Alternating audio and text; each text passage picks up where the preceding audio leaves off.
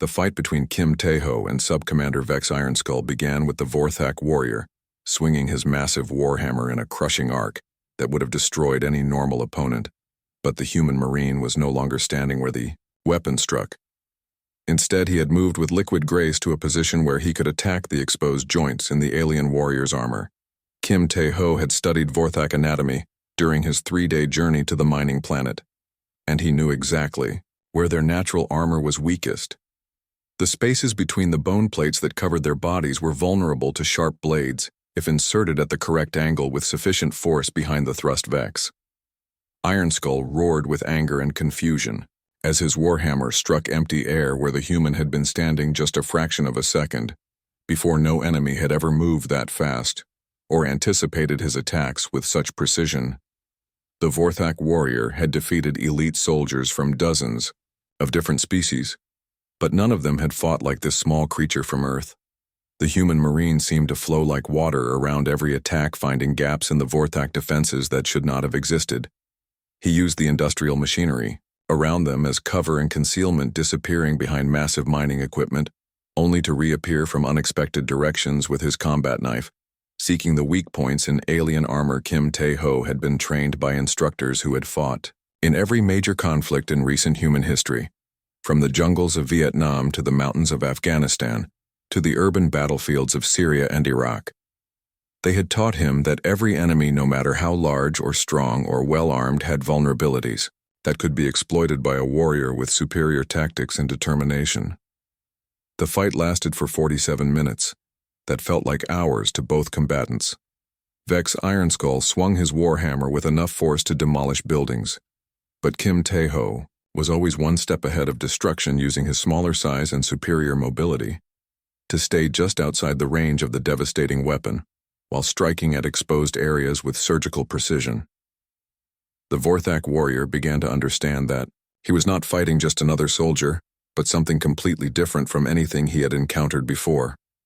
This human did not rely on natural advantages like size or strength or advanced energy weapons. Instead, he fought with his mind, turning every element of the environment into a potential weapon. Kim Tae-ho used broken pipes as spears and chemical spills to create slippery surfaces that disrupted his opponent's footing. He turned the facility emergency lighting to his advantage by staying in the shadows while forcing his enemy to fight in the glare of industrial spotlights that affected Vorthak night vision. The planet's lower gravity gave the human marine an advantage he had not expected, allowing him to move and jump in ways that confused and disoriented his opponent. Vex Ironskull had spent his entire life fighting in standard gravity conditions and could not adapt quickly enough to compensate for the changed physics of combat. As the battle continued, Sub-Commander Vex Ironskull realized with growing horror that he was not just losing the fight, but was being systematically dismantled by an opponent who understood warfare at a level that transcended mere physical combat. This human was not just trying to kill him, but was demonstrating complete dominance over every aspect of the engagement. Kim Tae-ho had turned the industrial complex into his personal battlefield, knowing exactly how to use every piece of equipment and every structural feature to his advantage. He moved through the facility like he had designed it himself, anticipating how his enemy would react to each tactical situation and staying 3 moves ahead at all times. The end came when Vex Ironskull overextended himself trying to land a killing blow with his warhammer and left his torso exposed for just a fraction of a second. Kim Tae-ho moved like lightning, driving a piece of metal debris he had shaped into a spear through the gap in the Vorthak warrior's armor and into his vital organs. Sub-Commander Vex Ironskull fell to his knees with blue blood flowing from his wounds and looked up at the human marine standing over him with that same cold, calculating expression. The Vorthak warrior realized in his final moments that he had encountered something the galaxy had never seen before. This was not just another species trying to prove their worth in combat, but a race of beings who had spent thousands of years learning how to kill their own kind with maximum efficiency. They did not fight for glory or dominance, but with the calculated precision of professional killers who had turned warfare into a science. As Vex Ironskull died, his last coherent thought was a warning he wished he could send to Commander Vex Bloodclaw and every other Vorthak in the facility. These humans were not the weak creatures they appeared to be, but apex predators who had evolved in an environment where only the most cunning and adaptable survived. The death scream of Sub-Commander Vex Ironskull echoed through the facility corridors, carrying with it a sound that no Vorthak had ever heard before, the sound of one of their greatest warriors dying in terror and defeat at the hands of an enemy they had underestimated. Kim Tae-ho cleaned his improvised spear on the dead Vorthak warrior's clothing and checked his equipment before moving deeper into the facility. He had proven that humans could fight and win against the galaxy's most feared warriors, but this was only the beginning of what would become a legend that spread across the stars. The other Vorthak soldiers in the facility heard their sub-commander's final scream and knew that something terrible was loose in their stronghold, but they had no idea that death itself had come calling in the form of a United States Marine who would not stop until every hostage was safe and every enemy was dead. The stealth transport ship flew through the darkness of space toward Kepler 442b, while Kim Tae-ho prepared himself mentally for what was about to become the most dangerous mission of his life. Captain Yoon Jae-min piloted the ship, expertly avoiding the Vorthak patrol vessels that circled the planet like deadly sharks, hunting for any coalition forces that might try to approach the mining facility. Kim Tae-ho had studied the facility blueprints for hours during the journey, memorizing every corridor and air vent and maintenance tunnel. The mining complex was built like a fortress with thick walls and multiple defensive positions, but it had been designed to keep dangerous equipment contained, not to keep skilled infiltrators out. Ship landed on the dark side of the planet where massive rock formations provided cover from the Vorthak sensors. Kim Tae-ho checked his equipment one final time, making sure his combat knife was sharp and his sidearm was loaded with armor-piercing rounds that might be able to penetrate Vorthak skin. He wore light body armor that would allow him to move quickly and quietly through the facility. Captain Yoon Jae-min wished him good luck and promised to wait exactly 72 hours before reporting the mission as failed. Kim Tae-ho nodded and stepped out of the ship onto the rocky surface of an alien world, where the air was thin and the gravity was slightly lower than Earth normal. The mining facility glowed with artificial lights, in the distance like a beacon calling him toward his destiny. Kim Tae-ho moved across the barren landscape, using techniques he had learned during urban warfare training in Iraq and Afghanistan. He stayed low and moved from cover to cover, avoiding the searchlights that swept back and forth across the approach routes. The Vorthaks were confident in their defenses, but they had never faced an enemy trained in the fighting methods developed by human special forces. The outer perimeter of the facility was guarded by automated defense systems and patrol teams of Vorthak warriors, who moved in predictable patterns. Kim Tae-ho watched them for 2 hours, learning their routine and identifying the gaps in their coverage. He found a maintenance access tunnel that led under the outer wall, exactly where his intelligence reports had predicted it would be. The first Vorthak guard died without making a sound when Kim Tae-ho emerged from the tunnel behind him and drove his combat knife between the armor plates that protected the alien warrior neck. The Vorthak was over 7 feet tall and weighed 3 times as much as the human marine, but size and strength meant nothing when the enemy never saw the attack coming. Kim Tae-ho dragged the body into the shadows and continued moving through the facility using ventilation shafts and maintenance corridors to avoid the main patrol routes. He had memorized the duty schedules of the guard teams and knew exactly where each sentry would be at any given time. The Vorthaks were disciplined warriors, but they had grown overconfident after defeating the previous rescue attempts. The second and third guards were eliminated in quick succession as Kim Tae-ho worked his way deeper into the complex. Each kill was silent and precise, leaving no evidence that could alert the other defenders. He moved like a ghost through the industrial machinery and storage areas that made up the outer sections of the mining facility. By the time Kim Tae-ho reached the inner compound, he had already killed 6 Vorthak guards without raising any alarms. The facility was huge with multiple levels and hundreds of rooms, but he navigated through it like he had lived there his entire life. His Marine training had taught him to memorize complex layouts and move efficiently through unfamiliar territory. The hostages were being held in the main assembly hall near the center of the facility, but Kim Tae-ho knew he could not reach them directly because that area was too heavily guarded. Instead, he would have to work his way through the defensive positions one by one, eliminating threats and gathering intelligence about the enemy's strength and disposition. That was when he encountered Subcommander Vex Ironskull, who was making his regular inspection tour of the facility perimeter. Vex was a massive Vorthak warrior who stood 7 feet tall with scars covering his face and arms that told the story of dozens of battles fought across the galaxy. His reputation for brutality was second only to Commander Thex Bloodclaw himself. Vex Ironskull was carrying a warhammer that weighed over 50 pounds and could crush a hover tank with a single blow. He had been expecting Coalition forces to attempt another rescue mission, but he laughed when he saw a single human marine approaching through the industrial complex. The sight of this small, soft creature from Earth struck him as absurdly funny. The Vorthak sub-commander had heard stories about humans and their supposed military prowess, but he considered these tales to be greatly exaggerated propaganda. Most galactic species told stories about their own warriors to make themselves seem more dangerous than they really were, and Vex assumed humans did the same thing. Vex Ironskull stepped forward with his massive warhammer held ready for combat, and spoke the words that would echo throughout galactic history for generations to come. He looked down at Kim Tae-ho with contempt and said, "In broken galactic standard, I will kill you today, little human. Your bones will decorate my trophy wall alongside the remains of all the other Coalition soldiers who thought they could defeat the Vorthaks." But as the words left his mouth, something very strange happened to Sub-Commander Vex Ironskull. For the first time in his long and violent life, he felt a chill run down his spine like ice water flowing through his veins. There was something in the human marine's eyes that reminded him of death itself, cold and calculating and completely without fear. Kim Tae-ho did not respond with words or threats or battle cries like other warriors would have done.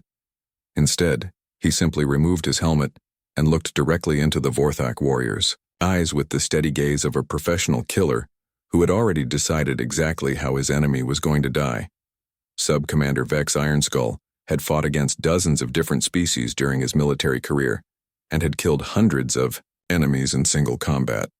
But he had never encountered anything like the expression he saw in the human marine's face. This was not the look of prey trying to escape from a predator, but the cold evaluation of a hunter who was already planning his next move. The industrial complex around them was filled with machinery and equipment that could be turned into weapons by someone with the right training and mindset. Kim Tae-ho had spent years learning how to fight in urban environments where every object could become a tool for victory or survival. He saw opportunities and advantages that the Vorthak warrior could not even imagine. The two fighters circled each other in the narrow space between massive mining machines while emergency lighting cast strange shadows on the walls around them. The air was thick with dust and the smell of industrial chemicals. But Kim Tae-ho had fought in worse conditions, and his training had prepared him for exactly this type of close-quarters combat situation. Commander Thex Bloodclaw received the news of Sub-Commander Vex Ironskull's death with a mixture of disbelief and growing concern that gnawed at his confidence like acid eating through metal. He had known Vex for over 20 years and had seen him defeat entire squads of elite soldiers from multiple species without sustaining serious injury. The commander was nearly 9 feet tall and weighed over 400 pounds of muscle and natural armor that could stop most known weapons he had conquered, 17 star systems, and personally killed over 3,000 enemies in single combat, earning a reputation as one of the most dangerous beings in the galaxy. But as Commander Thex stalked through the mining facility searching for the human intruder, he began to experience something completely foreign to his warrior nature. For the first time in his violent life, he felt the cold touch of fear creeping into his mind like a poison that weakened his confidence and clouded his judgment. Kim Tae-ho had vanished into the facility ventilation system after killing Sub-Commander Vex Ironskull, and for the next 6 hours Vorthak warriors began disappearing one by one throughout the complex. Some were found with their throats cut in clean, precise wounds that suggested surgical skill rather than battlefield brutality. Others simply vanished completely, leaving only pools of blue Vorthak blood and drag marks that led to maintenance areas where the bodies were never found. The human marine had turned the mining facility into his personal hunting ground and was systematically reducing the enemy force with ruthless efficiency. The Vorthak soldiers who had terrorized the galaxy for 3 centuries were experiencing fear for the First time in their species' history. They spoke in whispered voices about a human ghost who killed without sound and moved through the facility like death itself, stalking its prey commander. Thex tried to maintain discipline among his remaining forces, but panic was spreading through the ranks like a disease that infected every warrior with doubt and terror. They had been trained to fight enemies who faced them in open combat, not to deal with an invisible killer who struck from shadows. Kim Taeho was employing every tactic he had learned during years of asymmetric warfare training, where smaller forces used superior strategy and mobility to defeat larger and better-equipped enemies. He had studied the facility layout until he knew every corridor and hiding place better than the Vorthax who had occupied it for weeks. The psychological warfare was as important as the physical combat, and Kim Taeho used the facility communication system to broadcast recordings of human military music and battle cries that echoed through the corridors, creating an atmosphere of dread and impending doom. He left messages written in Vorthak blood on the walls with countdowns that predicted exactly when the next soldier would die, and these prophecies came true with terrifying accuracy. Each fulfilled prediction increased the panic among the surviving warriors and weakened their ability to fight effectively. Dr. Han Mi-young was the chief medical officer among the hostages, and she had studied human military history during her education on Earth. She recognized the tactics being employed against their captors and began to understand what was happening in the facility around them.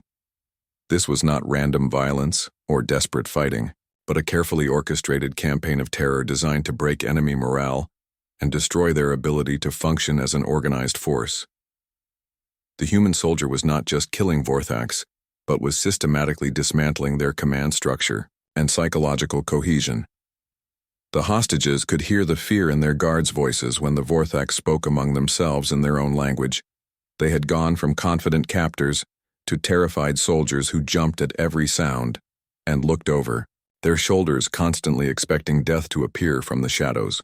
Commander Thex made his first critical mistake when he decided to use the hostages as leverage against the human infiltrator.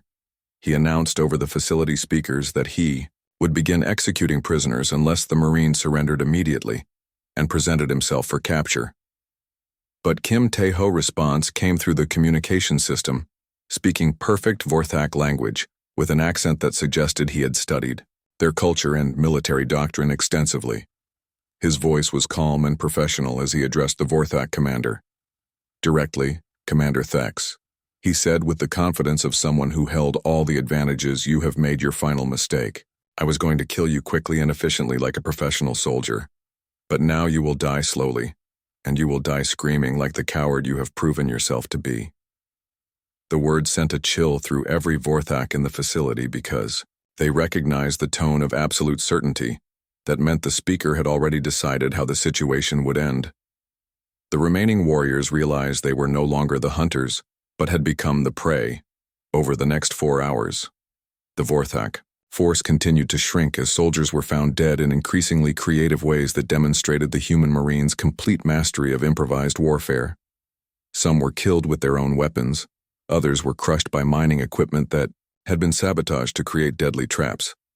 The facility itself became a weapon in Kim Taeho's hands as he used his engineering knowledge to turn the industrial systems against their occupiers.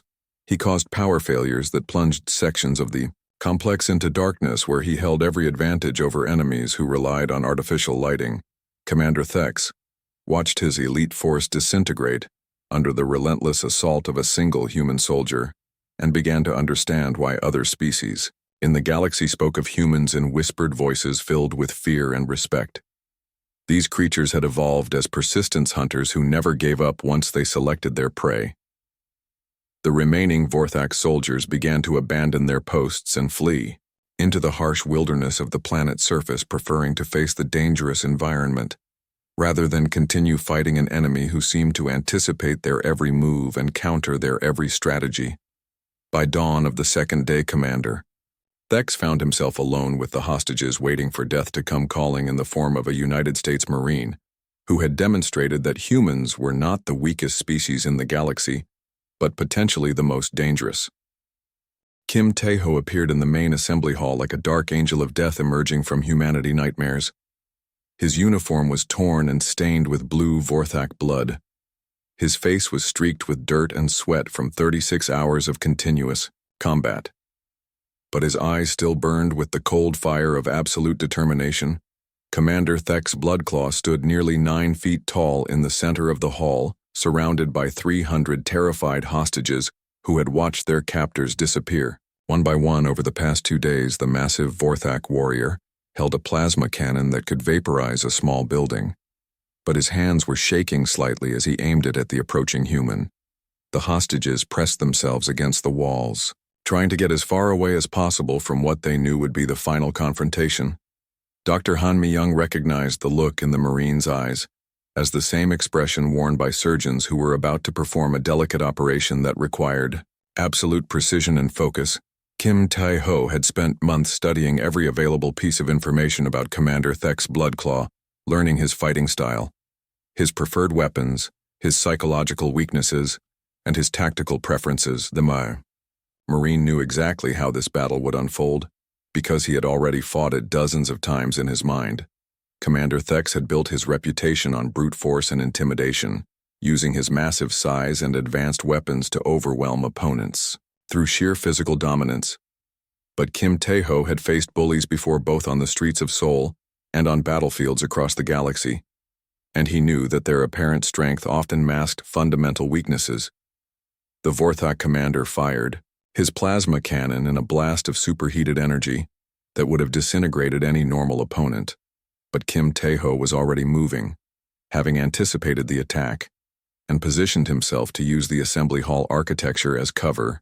The human Marine moved with liquid grace between the support pillars that held up the facility roof, using his smaller size and superior mobility to stay ahead of the devastating energy blasts. Commander Theks roared with frustration as his shots struck empty air or harmless structural elements. Kim Tae-ho had studied the layout of the assembly hall during his reconnaissance and knew exactly how to use every piece of equipment and furniture as cover or concealment. He moved like he was dancing to music, only he could hear, staying always one step ahead of destruction. The battle was not a wild exchange of gunfire, but a carefully choreographed demonstration of human tactical superiority. Kim Tae-ho had turned warfare into an art form that no other species in the galaxy could match, combining physical skill with intellectual analysis in ways that made him nearly invincible. Commander Theks began to realize that he was not fighting another warrior, but something completely different from anything he had encountered in his long military career. This human had studied him like a scientist examining a laboratory specimen, knowing his capabilities and limitations better than he knew them himself. Kim Tae-ho struck with surgical precision, targeting the weak points in Commander Thek's armor and the exposed joints in his massive frame. Every attack served a specific purpose in the overall strategy, either weakening his opponent or positioning him for the killing blow. The hostages watched in stunned silence as the small human soldier systematically dismantled the most feared warrior in the galaxy. Dr. Han Mi-young realized she was witnessing something unprecedented in galactic history, the moment when humanity announced its arrival as a major military power. Commander Thek's Bloodclaw felt his strength leaving him as Kim Tae-ho attacks found their marks with devastating accuracy. The Vorthak warrior had faced thousands of enemies during his career, but none had fought with such calculated precision and tactical brilliance. As the battle reached its climax, Commander Theks made one final desperate charge, trying to use his massive weight and natural weapons to crush his smaller opponent. But Kim Tae-ho had anticipated this move and was ready with a counter that utilized the Vorthak warrior's momentum against him. Commander Theks crashed to the floor of the assembly hall, his plasma cannon skittering away across the metal decking as blue blood pooled beneath his broken body. He looked up at Kim Tae-ho with eyes that finally understood what he had been fighting against. "Tell the galaxy, Commander." Theks gasped with his dying breath, speaking in perfect galactic standard, so all the hostages would understand and remember his words. "Tell them that humans are not the weakest species. They are the most dangerous. They are the children of death itself." Kim Tae-ho stood over the fallen Vorthak commander and spoke the words that would become legend throughout the coalition. "I did not know I could win," he said simply. "I only knew that failure was not an option. That is what makes us human." Dr. Han Mi-young approached the victorious Marine and began treating his wounds, while the other hostages stared in amazement at the human. soldier who had accomplished the impossible, Kim Tae-ho activated his emergency beacon to call for evacuation ships and began preparing his after-action report. The mining facility was secure, all hostages were safe, and 51 Vorthak warriors were dead. One United States Marine had accomplished what entire coalition armies could not, and in doing so had forever changed humanity's place in the galactic community. Captain Yoon Jae-min arrived with the rescue fleet to find Kim Tae-ho sitting calmly among the freed hostages, cleaning his weapons and organizing the evidence that would be needed for the official investigation. The young Marine had proven that humans belonged among the stars, not as junior partners, but as equals. News of Kim Tae-ho victory spread throughout the galactic community, faster than the speed of light itself, traveling through quantum communication networks that connected thousands of worlds across dozens of star systems. The story of one human, Marine defeating an entire Vorthak unit became the most discussed topic in galactic history. The Coalition Council meeting on the neutral world of Centauri Prime was thrown into chaos, as representatives from every major species tried to understand how their fundamental assumptions about human military capability had been so completely wrong. Admiral Kex of the Reptilian Council, who had mocked Kim Tae-ho's chances of survival, formally apologized and requested that Earth provide military advisors for coalition forces. The rescued hostages returned to their home worlds carrying stories that transformed humanity's reputation overnight. Dr. Han Mi-young published a detailed report of Kim Tae-ho tactics that became required reading in military academies across the galaxy. Her analysis described how humans waged war, not with superior strength or advanced technology, but with superior strategy, adaptability, and an absolute refusal to accept defeat. The proud Centaurians who considered themselves the elite warriors of the galaxy sent formal requests for joint training exercises with human forces. Their military commanders wanted to learn the small unit tactics that had proven so devastatingly effective against the supposedly invincible Vorthak's. The Nexian Empire, known throughout the galaxy for their advanced battle armor and energy weapons technology, requested permission to establish a military exchange program with Earth. They wanted to study human combat doctrine and see if they could incorporate these revolutionary fighting methods into their own forces. Even the mysterious ethereal collective emerged from their home dimension to observe these remarkable creatures from Earth. The ethereals were energy beings who rarely involved themselves in the affairs of physical species, but they recognized that humanity represented something new and potentially important in galactic evolution. General Park Bo-ram found herself overwhelmed with communications from species that had previously ignored or dismissed human military capabilities. The same alien commanders who had laughed at the idea of a human soldier fighting Vorthak warriors were now desperately seeking alliances and training agreements. Kim Tae-ho returned to Earth carrying with him the gratitude of 300 saved lives and the respect of an entire galaxy. His actions had proven beyond any doubt that humans belonged among the stars not as a protected junior species, but as apex predators of the cosmic community. The young Marine received the Coalition highest military honor, the Star of Galactic Courage, but he valued more highly the simple message from his sister Lee So-min, saying she was proud of him and thanking him for making it possible for her to complete medical school without worrying about money. Earth military academies were suddenly flooded with applications from alien species who wanted to learn human fighting techniques. Students traveled from across the galaxy to study at facilities that had previously been considered primitive and backward by galactic standards. Kim Tae-ho was assigned to train the first class of coalition officers in human military doctrine and found himself teaching alien cadets. The same lessons he had learned on the streets of Seoul and the battlefields of Earth wars were won by the side that wanted victory more than the enemy wanted to avoid defeat. The training facility at Quantico Marine Base was expanded to accommodate students from dozens of different worlds.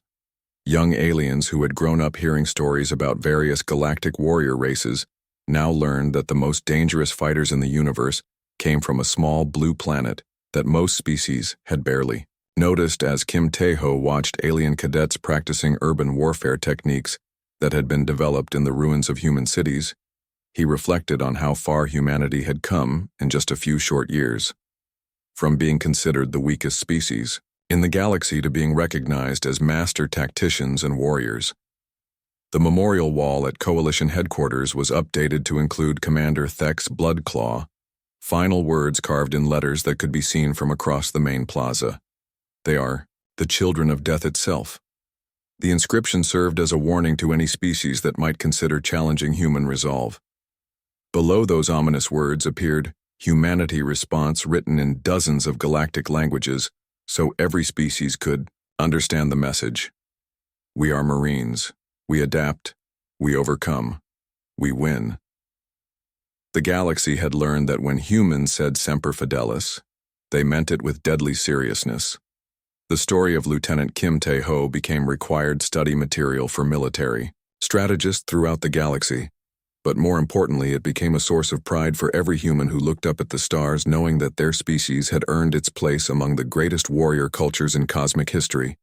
Human recruitment. Offices across Earth were flooded with young people who wanted to join the Marines and follow in Kim Tae-ho footsteps. The galaxy had learned to respect and fear humanity, but more importantly, humans had learned to believe in themselves as a species, destined for greatness among the stars. Years later, when historians wrote about the moment humanity became a true galactic power, they would point to the mining facility on Kepler 442b, where one Marine proved that size and strength meant nothing, compared to courage, determination, and the willingness to fight for what was right regardless of the odds. Lieutenant Kim Tae-ho stood in the huge meeting room at Galactic Defense Coalition headquarters, staring at the massive holographic display that showed a distant mining planet called Kepler 442b. The display was red with danger warnings and emergency signals that had been flashing for 3 days straight. General Park Bo-ram walked around the table with heavy steps, looking tired and worried like she had not slept in weeks. Earth had joined the galactic community just 5 years ago, and humans were still considered the weakest species in the known universe. Most alien races looked at humans like they were children who needed protection. The coalition was made up of dozens of powerful alien species who had been fighting wars across the galaxy for thousands of years before humans even discovered fire. The problem on Kepler 442b was bigger than anyone wanted to admit. A group of rebel Vorthak soldiers had taken over the main mining facility and were holding 300 innocent workers hostage. The Vorthaks were the most feared warriors in the galaxy, standing 8 feet tall with razor-sharp claws that could cut through steel and armor-like skin that could stop most energy weapons. Their reputation for brutality was legendary, and even other warrior races feared them. Commander Thek's Bloodclaw was the leader of these rebels, and he was known throughout the galaxy as one of the most dangerous killers alive. He had sent a message to the coalition demanding they surrender the entire star system, or he would execute all the hostages one by one starting at dawn tomorrow. Every species in the coalition was terrified because previous rescue attempts had failed terribly. The elite Centaurian commandos had tried first because they were considered the best fighters in the galaxy, but they were all killed before they even reached the facility. The Nexian shock troops had tried next using their advanced energy weapons and battle armor, but they also failed completely, losing half their force in the first hour. The reptilian soldiers of the Krell Empire refused to even attempt a rescue mission, saying it was suicide. General Park Bo-ram looked at the young Marine lieutenant with sad eyes, knowing she was about to send him to his death, but having no other choice. Kim Tae-ho had volunteered for the mission, even though everyone knew it was impossible. He was only 25 years old, but he had already served 3 tours in the most dangerous parts of Earth and had earned medals for bravery that most soldiers never even see. Kim Tae-ho grew up in the poor neighborhoods of Seoul, where his family struggled to pay for food and basic needs. His father had died when he was 12 years old, leaving his mother to raise him and his younger sister Lee So-min alone. He joined the Marines when he turned 18, not because he wanted to be a hero, but because he needed to send money home so his sister could go to medical school. Admiral Kex of the Reptilian Council actually laughed out loud when he heard that a human wanted to take on the Vorthaks alone. The other alien commanders in the room started talking among themselves in their own languages, but Kim Tae-ho could tell they were making jokes about humans being weak and stupid. The Centaurian general even suggested they should just abandon the hostages, rather than waste a human life on something that was clearly impossible.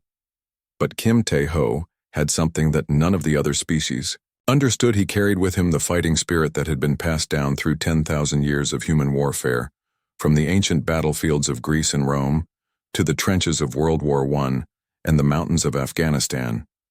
He had been trained by the United States Marine Corps, which had been perfecting the art of small unit tactics and urban warfare for over 200 years. The other alien species relied on their natural advantages like superior strength or advanced technology. But humans had learned to fight and win against enemies who were bigger, stronger, and better equipped. They had survived ice ages and plagues and wars that would have destroyed other species because they never gave up, and they always found a way to adapt and overcome. Captain Yoon Jae-min was waiting in the hangar bay with a stealth transport ship that had been modified with the best human and alien technology available. The ship was painted black and equipped with cloaking devices that would make it invisible to most sensors.